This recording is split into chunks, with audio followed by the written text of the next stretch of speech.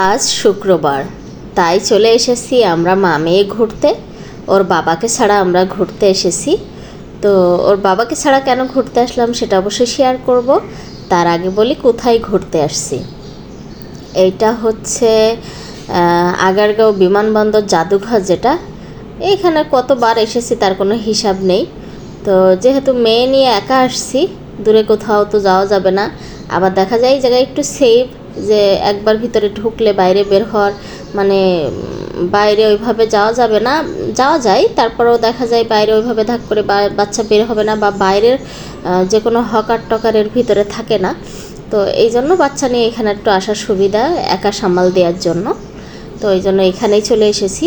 আর ওর বাবাকে ছাড়া কেন আসলাম, আসলে প্রত্যেকটা সংসারে মান অভিমান, ক্ষোভ রাগ, তারপরে ভালোবাসা সব কিছু থাকে।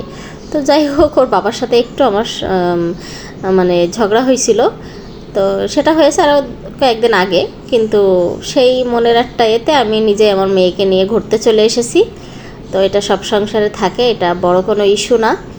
তো যাই হোক, মেয়ে আমার খুব খুশি, কারণ ঘুরতে আমার মতো আমার মেয়ে অনেক বেশি পছন্দ করে। আর আমি তো কথাই নেই, ঘোরাটা আমার খুব পছন্দের। যারা আমার নিয়মিত ভিডিও দেখেন দেখবেন আমরা প্রচুর ঘুরতে ভালোবাসি।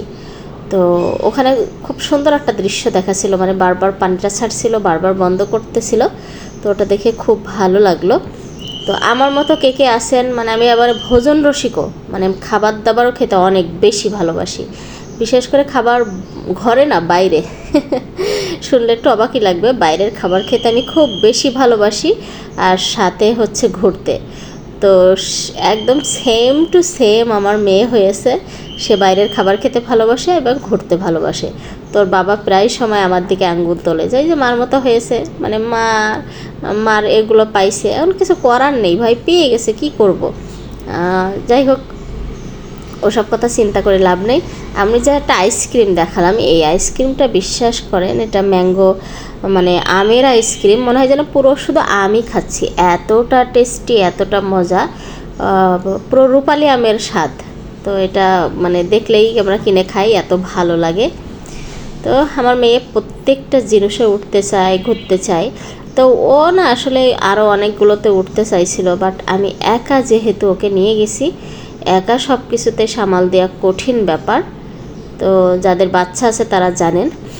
তো আমরা আসছিলাম এই সাইডে তো অনেক রাইড আছে, এগুলোতে মেয়ে উঠতে চাই, বাট আমি তো একা নিয়ে সম্ভব না। তো ওগুলো আমি বললাম আজকে ঘুরে ঘুরে দেখাও, যেদিন তোমার বাবা আসে সেদিন তুমি উঠতে পারবে। দেখা যায় একজন রাখলাম, একজন সব ব্যাগপাতি রাখলাম, একজন মেয়ে নিয়ে উঠলাম, মানে এভাবে হয়। কিন্তু আবার আমার যে বাচ্চারা একা একা দেবো, তো একা পারে না, এখনও ছোটো, তো ভয় পায়, এই জন্য সমস্যা হয়ে যায়। তো আমি বললাম আজকে একটু ঘুরে ঘুরে দেখো, অন্য একদিন বাবার সাথে আসলে তা সব কিছুতে উঠো। তো আমার মেয়ে আবার খুব শান্ত শিষ্ট একটা মেয়ে, আপনি একটা কিছু বলবেন বুঝে। বিশেষ করে বাইরে এই যে কোনো দেখা যায় একটা খাবার চাইতেছে, যদি বলি মাম্মা আমার কাছে তো এখন টাকা নেই, আমি কিভাবে কিনে দেবো, এইটা নেও, তো কখনো মানে জিদ করে না, অন্য বাচ্চাদের মতো ভেজাল করে না। আমি অনেক দেখেছি রাস্তাঘাটে অনেক বাচ্চারা অনেক জিদ করে কান্নাকাটি করে, জোরে চিল্লাচিল্লি করে, ওইটাই নেবো এরকম। কিন্তু আমার বাচ্চা এরকম করে না, ও বললে বুঝে। যাই হোক, আমাদের ঘোরা শেষ, আমরা বাসার দিকে রওনা হবো, মেট্রো রেলে চলে যাব। কেমন